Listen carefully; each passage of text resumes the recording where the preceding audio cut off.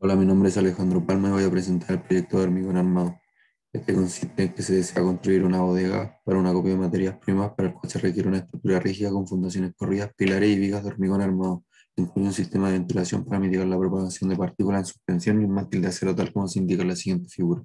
Los datos iniciales son los siguientes: de la viga, una base de 35 centímetros, altura de 65 centímetros y largo de 12 metros, un Q de uso de 27 kilonewton por kilómetro, carga de ventiladores de 7 kilonewton, la columna del Q de viento es de 5 kilonewton por kilómetro, la altura es de 6 metros, el hormigón, la resistencia es de 30 megapascales, la densidad es de 25 kilonewton por kilómetro cúbico y el acero, la rotura es a los 630 megapascales y la fluencia a los 420 megapascales.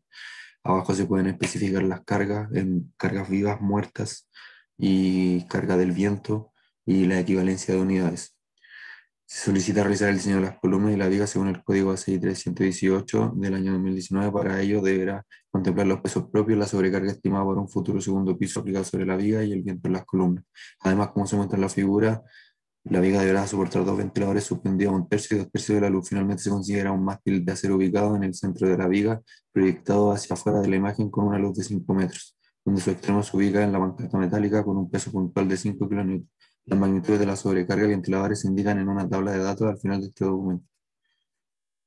En un inicio se ocupó el programa SkyShip para generar los diagramas de momento y diagramas de corte, aparte de el análisis estructural en base a la estructura, como se puede ver a continuación en la siguiente tabla y en los siguientes esquemas. Aquí podemos ver el diagrama de corte y el diagrama de momento. Luego los diagramas con las cargas sin mayorar y con las cargas mayoradas, diagrama de corte y diagrama de momento. Para la entrega 1 se pedía el diseño flexión, donde en primer lugar se calcula el diámetro de las barras, el número de barras y alturas efectivas, como se pueden ver a continuación. El área de cielo requerida, en un supuesto, en primer lugar hay que calcular un supuesto para luego calcular el A real, que vendría siendo el,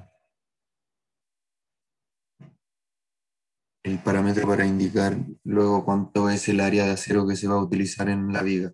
Luego se calcula resistencia nominal, donde tiene que cumplir que el MU sea menor o igual que el phi por el MN. En este caso el phi es de 0,9, el MU es de 447,42 kN por metro y el MN tiene un valor de 549,98 kN por metro. Haciendo la relación nos da que cumple. Luego se verifican las cuantías por el código ACI, como se pueden ver a continuación, y finalmente el esquema de diseño de la viga con toda su especificación. Luego se pedían tres preguntas. La primera es una viga simplemente apoyada con un área de cero de refuerzo de flexión de 35 metros. Se utiliza el mismo caso que el mismo procedimiento para el caso anterior, pero modificando algunos parámetros, ya que ahora cambia el área de acero de refuerzo. Luego la viga en voladizo con un área de refuerzo de flexión de 20 centímetros, con ahora la armadura va en la parte superior. Y finalmente la viga con una viga simplemente apoyada con una losa colaborante de hormigón armado de espesor 15 centímetros y una distancia para la siguiente viga 2,5 metros. Se debe considerar una área de esfuerzo de 35 centímetros. Posteriormente se realizan los esquemas necesarios para esta configuración. En la entrega 2 se pide el diseño de corte y flexo-compresión de la misma viga. Se anotan las cargas mayoradas, sus respectivos diagramas, y luego se calcula el corte a una distancia D y a una distancia 3D desde el apoyo. Luego se calcula la resistencia que aporta el hormigón, para luego la resistencia aportarse del acero requerido y luego la armadura cortante. Se elige el mayor de los ABS, ya que en este caso el ABS mínimo es de 1,39 centímetros cuadrados por metro lineal por ramo. Luego se verifica el espaciamiento máximo de los estribos, que en este caso nos da 30 centímetros, y luego se determinan los estribos para una distancia X, o sea, D del apoyo y una distancia 3D del apoyo, dando que estos deberían ser para una distancia D de diámetro de 16 milímetros y de espaciamientos 30 centímetros. Para una distancia 3D, diámetro 12 milímetros y espaciamiento de 30 centímetros. Luego se verifica la cortante de acero y la cortante de hormigón. En este caso cumple para ambos casos. Luego los esquemas de diseño de la viga, considerando los estribos que se calcularon mediante la resistencia de corte y flexocompresión.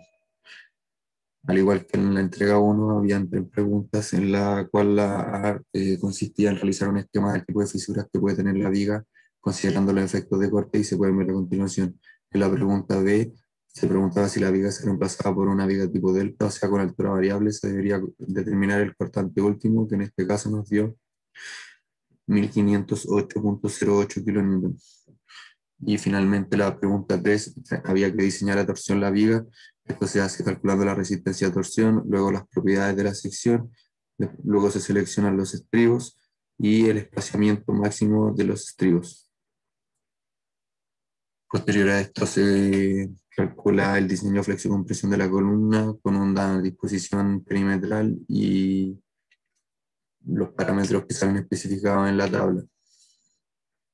Se entra el diagrama de interacción con un valor de U y V en el cual se mostraron en la diapositiva anterior y se intersectan dando una cuantía de aproximadamente el 4% requerida. Esto nos lleva a poder calcular el área de cero, que da 57,6 centímetros cuadrados.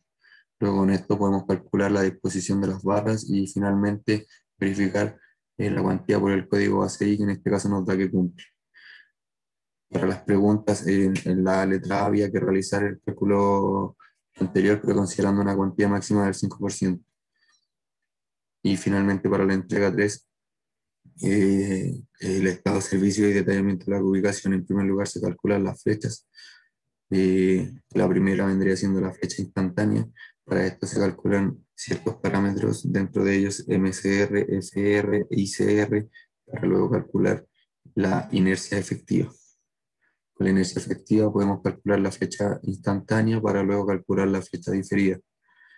Y en el último de los casos debemos calcular el cumplimiento de la flecha máxima, que en este caso nos da que cumple. Aquí podemos ver el detallamiento de nuestro marco, nuestra viga, sección transversal y longitudinal, y nuestra columna, lo mismo, sección transversal y longitudinal.